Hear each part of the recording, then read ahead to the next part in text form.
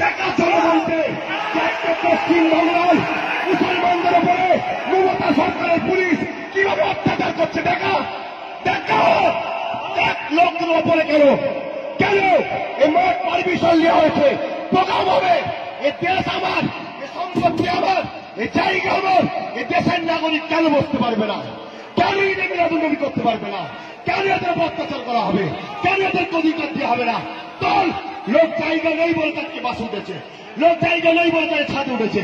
কেন এই বাসগুলো সরানো হলো না? কেন এর কৈফিয়ত দিতে হবে? এর কৈফিয়ত দিতে হবে না, দিতে হবে না, দিতে হবে না।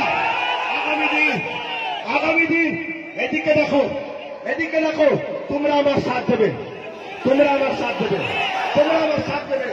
বাঁচতে চাও, মাথা তুলে বাঁচতে চাও,